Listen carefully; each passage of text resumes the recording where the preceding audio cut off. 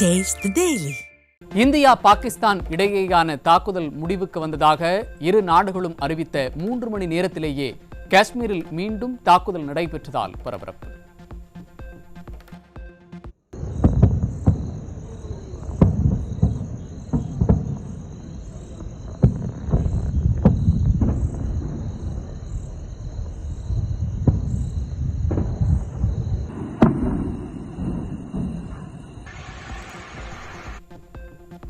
பாகிஸ்தான் தாக்குதல் உடன்படிக்கையை மீறி நடந்து கொண்டதாக இந்தியா குற்றச்சாட்டு.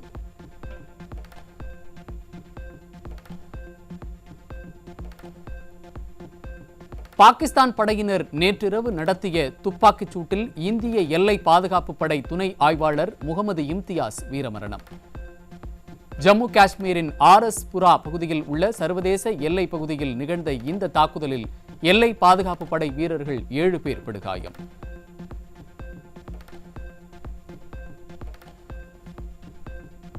பாகிஸ்தானின் சியால்கோட் மாவட்டத்தில் இயங்கி வந்த பயங்கரவாத முகாம் முழுமையாக அழிக்கப்பட்டதாக எல்லை பாதுகாப்பு படை தகவல்.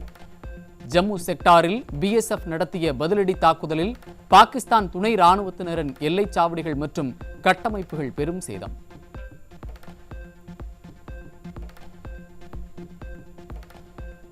பாகிஸ்தானின் அத்துமீறல்கள் தொடர்ந்தால் முழு வீச்சில் பதிலடி கொடுக்கப்படும். இந்திய ராணுவத்திற்கு முழு சுதந்திரம் அளிக்கப்பட்டிருப்பதாக வெளியுறவுத்துறை செயலாளர் விக்ரம் மிஸ்ரி திட்டவட்டம்.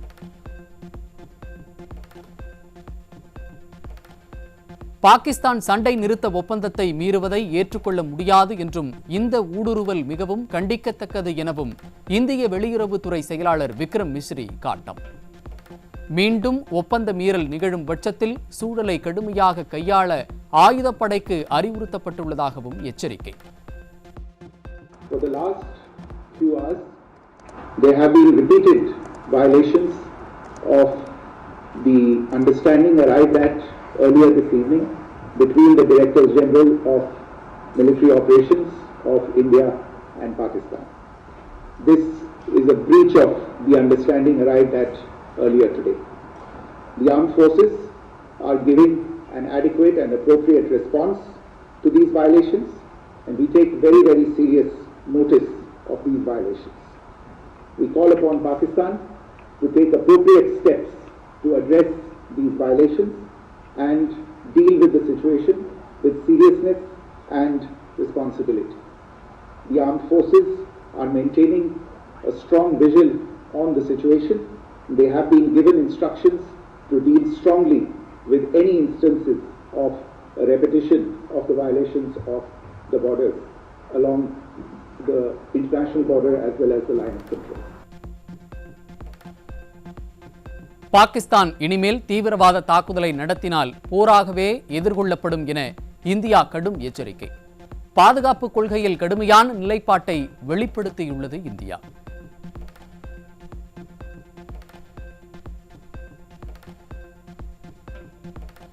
S-400 பிரம்மோஸ் ஏவுதள அமைப்பு உள்ளிட்டவற்றை தாக்கியதாக பாகிஸ்தான் பொய் தகவல்களை பரப்பியது. சண்டிகர் உள்ளிட்ட பல்வேறு இடங்களில் தாக்குதல் நடத்தியதாக பாகிஸ்தான் தெரிவித்தது அனைத்தும் பொய்யானது என கர்னல் சோஃபியா குரேஷி பேட்டி.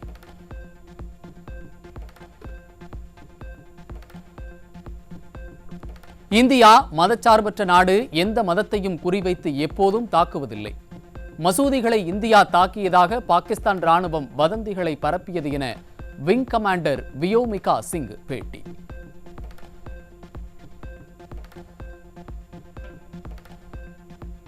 பாகிஸ்தான் தளங்கள் மீது இந்தியா நடத்திய இடைவிடாத தீவிர தாக்குதல்கள் போர் நிறுத்தத்திற்கு வழிவகுத்தன.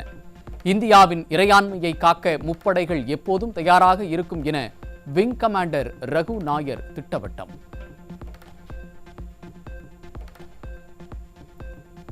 இந்தியா பாகிஸ்தான் தாக்குதல் நிறுத்தியதற்கு எந்த முன்பின் நிபந்தனைகளும் விதிக்கப்படவில்லை. தாக்குதலை நிறுத்த வேண்டும் என பாகிஸ்தான் தரப்பிலிருந்தே கோரிக்கை விடுக்கப்பட்டது என இந்திய வெளியுறவுத்துறை அறிவிப்பு. இந்தியாவில் அப்பாவி பொதுமக்களை தாக்கிய பாகிஸ்தானுக்கு பதிலடி கொடுக்கும் வகையில் பாகிஸ்தானில் உள்ள 4 விமானப்படை தளங்களை இந்திய ராணுவம் தாக்கியது. ராவல்பிண்டி, ஷோர்கோட், சக்வால், சுக்கூர் ஆகிய 4 விமான தளங்கள் மீது தாக்குதல்.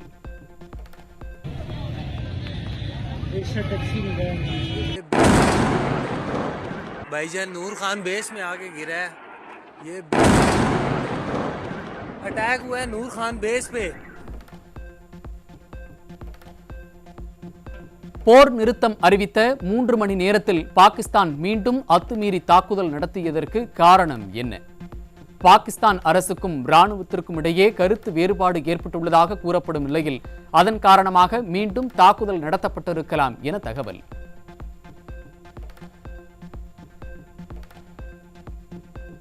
ஆயிரம் ஆண்டுகளாக நீடிக்கும் காஷ்மீர் பிரச்சினைக்கு மத்தியஸ்தம் செய்ய தயார் என அமெரிக்க அதிபர் டொனால்ட் ட்ரம்ப் அறிவிப்பு.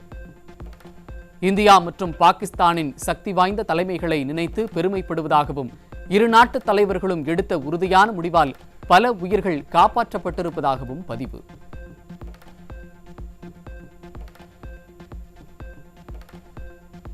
அன்னையர் தினத்தை முன்னிட்டு அதிமுக பொதுச் செயலாளர் எடப்பாடி கே பழனிசாமி வாழ்த்து. உயிருக்குள் உயிர் கொடுத்து உதிரத்தை உணவாக்கி உலகத்தை உனதென தந்த உன்னத அன்னையர் அனைவருக்கும் அன்னையர் தின வாழ்த்துக்கள் என்றும் பதிவு.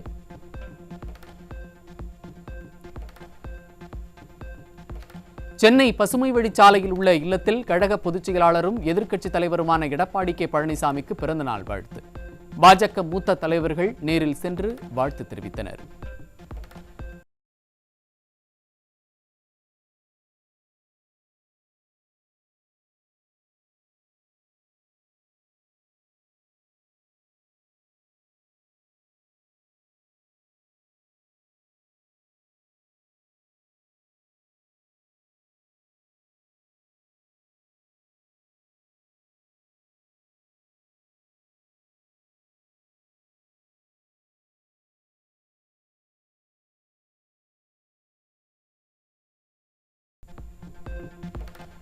கழக பொதுச் செயலாளர் எடப்பாடி கே பழனிசாமியின் பிறந்த நாளை முன்னிட்டு கோவை குனியமுத்தூரில் ரத்தத்தின் ரத்தமே என்ற தலைப்பில் நடைபெற்ற மாபெரும் இரத்த தான முகாம். முன்னாள் அமைச்சரும் அதிமுக தலைமை நிலைய செயலாளருமான SP வேலுமணி இரத்த தான முகாமை தொடங்கி வைத்தார்.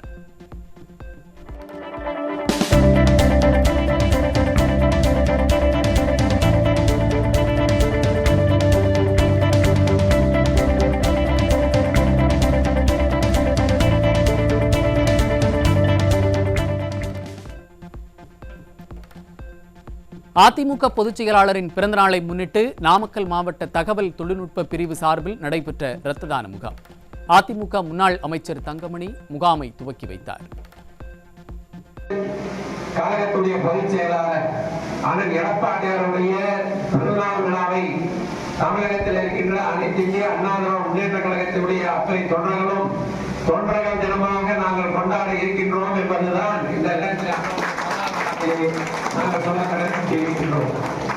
ஆக தொண்டராக இருந்து இந்த இயக்கத்தை வழிநடத்தி நாளைய தினம் ஒரு 10 மாத காலத்திலே சட்டமன்ற தேர்தல் நடைபெற்று அடுத்த முறை அதனுடைய பிறந்தநாள் விழாவை முதலமைச்சருடைய பிறந்தநாள் விழாவாக நாம் கொண்டாட இருக்கின்றோம். அதிமுக பொதுச் செயலாளரின் பிறந்தநாளையொட்டி விழுப்புரம் மாவட்டம் திண்டிவனம் அருகே அதிமுக மாவட்ட தகவல் தொழில் பிரிவு சார்பில் நடைபெற்ற இரத்த தான முகாமை தொடங்கி வைத்தார் அதிமுக MP CV சண்முகம். ஏழை எளிய மக்களுக்கு நலத்திட்ட உதவிகளை வழங்கிய அதிமுக MP CV சண்முகம் பொதுமக்களுக்கு அன்னதானமும் வழங்கினார்.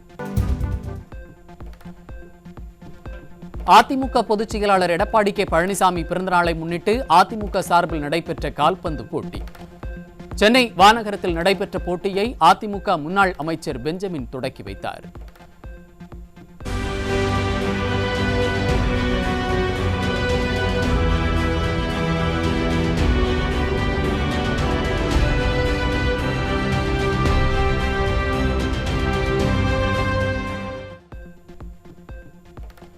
கன்னியாகுமரி மாவட்டம் ஈத்தாமொழி அருகே வீட்டில் அத்துமீறி நுழைந்து உறங்கிக் கொண்டிருந்த பெண்ணை மிரட்டி பாலியல் வன்கொடுமை செய்த கொடூரம். திறனற்ற ஸ்டாலின் ஆட்சியில் வீட்டில் இருக்கும் பெண்களுக்கு கூட பாதுகாப்பில்லாத அவல நிலை.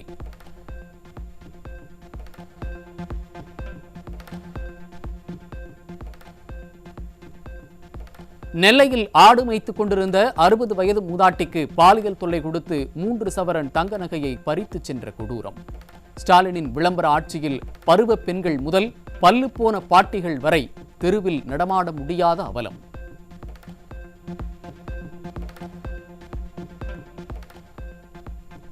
கன்னியாகுமரி மாவட்டம் வெள்ளிச்சந்தை அருகே +2 முடித்த சிறுமியை +1 முடித்த சிறுவன் காதலித்து கர்ப்பமாக்கிய சம்பவத்தால் அதிர்ச்சி.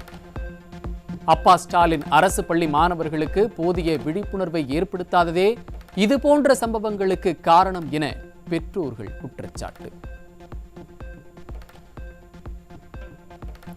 விழுப்புரம் மாவட்டம் திருவக்கரை அருகே 17 வயது சிறுமியை கட்டாய திருமணம் செய்து கர்ப்பமாக்கிய பாலிடெக்னிக் மாணவர் மீது போக்சோ வழக்கு பாய்ந்தது. சிறுமிக்கு குழந்தை திருமணம் என்ற கொடூரம் அரங்கேறிய போது விடிய அரசின் சமூக நலத்துறை ஆழ்ந்த தூக்கத்தில் இருந்ததா என மக்கள் ஆதங்கம்.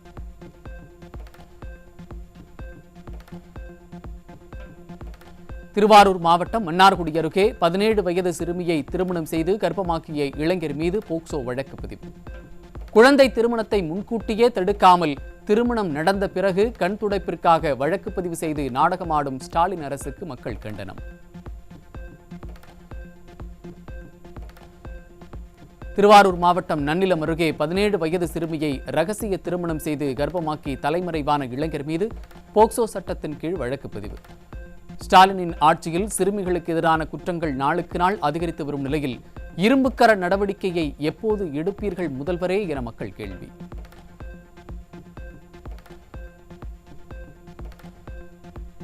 திருவாரூர் மாவட்டம் முத்துப்பேட்டை அருகே பெற்ற மகள் இன்றும் பாராமல் பாலியல் அத்துமீறலில் ஈடுபட்ட காமுகன் அப்பா போக்சோவில் சிக்கினார். சொந்த வீட்டிலேயே பாலியல் கொடுமைகளால் சிறுமிகள் பரிதவிக்கும் சூழலில் அப்பா ஸ்டாலின் ஆழ்ந்த உறக்கத்தில் உள்ளாரா என மக்கள் கேள்வி.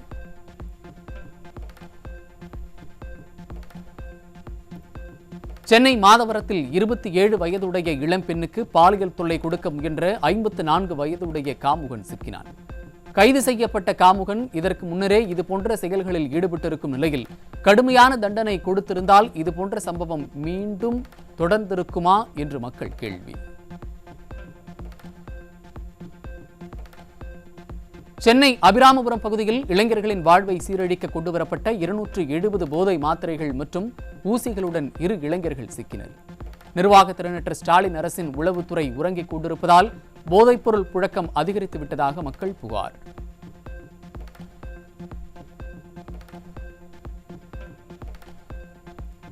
செங்கல்பட்டு மாவட்டம் மறைமலை நகர் அருகே பிறந்தநாள் கொண்டாட்டத்தில் நண்பர்களுக்கிடையே ஏற்பட்ட தகராறில் 2 வெட்டி கொலை. ஸ்டாலின் ஆட்சியில் சட்டம் ஒழுங்கு சீர்கேட்டால் நாள்தோறும் கொலை என்ற நிலை மாறி அடுத்தடுத்து கொலைகள் நடப்பதால் மக்கள் அச்சம்.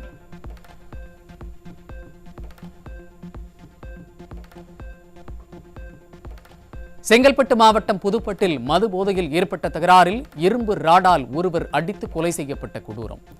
ஸ்டாலின் ஆட்சியில் மது என்ற அரக்கனால் இன்னும் எத்தனை உயிர்கள் பறிபோகப் போகிறதோ என மக்கள் அச்சம்.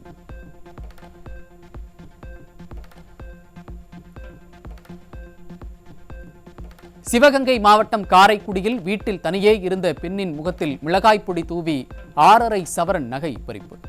ஸ்டாலின் ஆட்சியில் காவல்துறை மீது துளியும் பயம் இல்லாததால் ஆண்களைப் போலவே பெண்களும் கொள்ளைச் சம்பவங்களில் ஈடுபடும் அவலம்.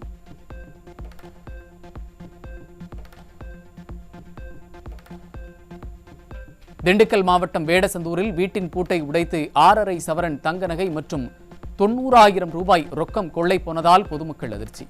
நிர்வாக திறனற்ற ஸ்டாலினின் காவல்துறை இரவு நேரங்களில் முறையாக ரோந்து பணிகளை மேற்கொள்ளாததால் கொள்ளையர்கள் சுதந்திரமாக சுற்றித் திரிவதாக குற்றச்சாட்டு.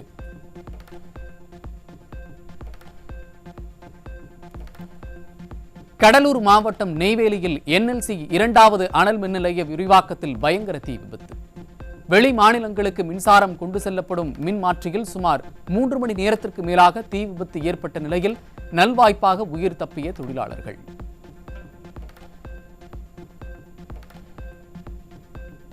நீலக்கொடி சான்றை பெறுவதை சாக்காக வைத்து சென்னை மெரினா கடற்கரையில் சுற்றுச்சூழலுக்கு உகந்த மாற்றங்கள் என்ற பெயரில் கமிஷன், கலெக்ஷன், கரப்ஷனில் ஈடுபடும் ஸ்டாலின் மாடல் அரசு. ஏற்கனவே சென்னை மெரினா மற்றும் பெசன்ட் நகர் கடற்கரையில் மாற்றுத்திறனாளிகளுக்கான நடைமேடை திட்டங்கள் தோல்வியில் முடிந்த நிலையில் மூங்கிலால் தயாரிக்கப்பட்ட இருக்கைகள் போன்றவற்றின் மூலம் மக்களின் வரிப்பணத்தை வீணடிக்கும் ஸ்டாலின் அரசுக்கு மக்கள் கடும் கண்டனம்.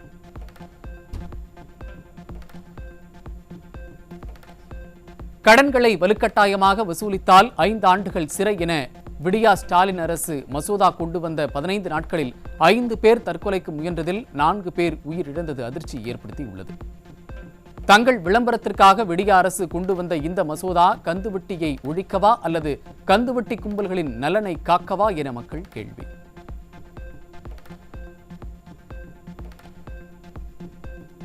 சென்னையை அடுத்த புழல் அருகே ஆன்லைன் ரம்மியால் 6 லட்சம் ரூபாயை இழந்த இளைஞர் தூக்கிட்டு தற்கொலை செய்து கொண்ட கொடூரம். ஆன்லைன் ரம்மியால் தற்கொலை சம்பவங்கள் அதிகரித்து வரும் நிலையில் உரிய நடவடிக்கை எடுக்காமல் வேடிக்கை பார்க்கும் ஸ்டாலின் அரசு.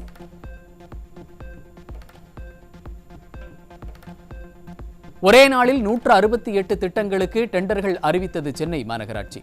மழைநீர் வடிகால் திட்டத்திற்கு சுமார் 208 கோடி ரூபாய் ஒதுக்கப்பட்ட நிலையில் 4000 கோடி ரூபாயில் முடிவடையாத பணிகள் 208 கோடி ரூபாயில் முடிந்துவிடுமா என்றும் மக்கள் கேள்வி.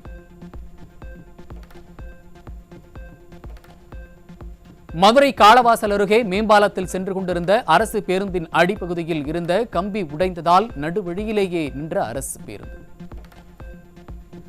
ஸ்டாலின் அரசின் அலட்சியத்தால் பழைய பேருந்துகளைப் போல் புதிய பேருந்துகளும் நடுவழியில் பழுதாகி நிற்கும் நிலையில் அரசு பேருந்தில் பயணம் செய்யவே அச்சப்படும் மக்கள்.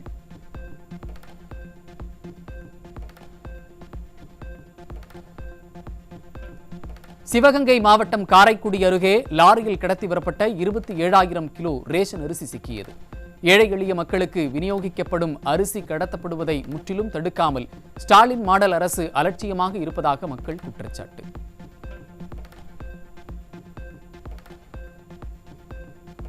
தஞ்சை மாவட்டம் பட்டுக்கோட்டை அருகே கோயில் வரவு செலவு கணக்கு தொடர்பான கருத்து வேறுபாட்டில் ஒரு தரப்பினர் ஊரை விட்டு ஒதுக்கி வைக்கப்பட்டதாக குற்றச்சாட்டு. சமத்துவம் சமூக நீதி பேசும் ஸ்டாலின் ஆட்சியில் மாவட்ட ஆட்சியர் காவல்துறையினரிடம் புகார் அளித்தும் நடவடிக்கை எடுக்கப்படவில்லை என பாதிக்கப்பட்டவர்கள் புகார்.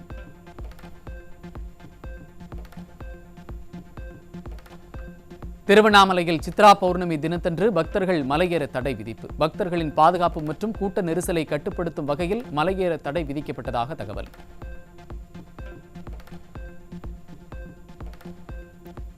மண்டூக முனிவருக்கு சாப விமோச்சனம் அளிப்பதற்காக மதுரை மாநகருக்குள் கண்டாங்கி பட்டுடுத்தி தங்க பல்லக்கில் வந்தடைந்தார் கள்ளழகர். 3 மாவடி பகுதிக்கு வந்தடைந்த கள்ளழகரை கோவிந்தா கோவிந்தா என கோஷமிட்டும் சர்க்கரை தீபம் ஏற்றியும் வரவேற்ற பக்தர்கள்.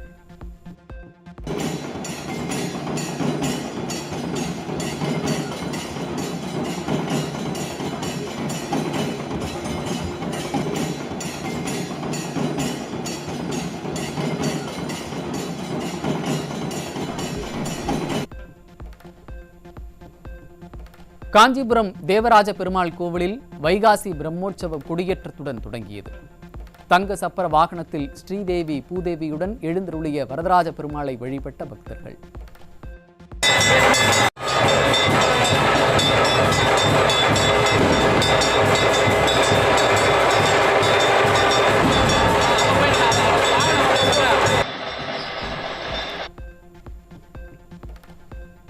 கேரள மாநிலம் மலப்புரத்தில் நிபா வைரஸ் தொற்றால் பாதிக்கப்பட்ட 42 வயதுடைய பெண்ணின் உடல்நிலை மிகவும் கவலைக்கிடமாக இருப்பதாக தகவல்.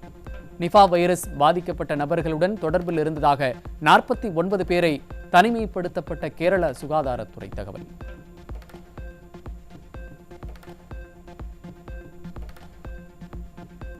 இந்தியா மீது பாகிஸ்தான் அத்துமீறி தாக்குதல் நடத்தி வரும் நிலையில் உத்தரப்பிரதேச மாநிலம் லக்னோவில் பிரம்மோஸ் உற்பத்தி ஆலை இன்று திறக்கப்பட்டது. 300 கோடி ரூபாய் மதிப்பீட்டில் கட்டப்படும் இந்த ஆலையில் 290 முதல் 400 கிலோமீட்டர் வரை தூரம் சென்று தாக்கும் திறன் கொண்ட சூப்பர்சோனிக் குரூஸ் ஏவுகணை தயாரிக்கப்படும் என தகவல்.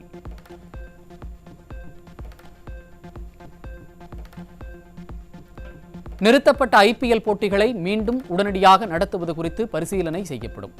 மத்திய அரசு மற்றும் அணியின் உரிமையாளர்களுடன் ஆலோசித்து முடிவெடுக்கப்படும் என IPL தலைவர் அருண் துமல் தகவல்.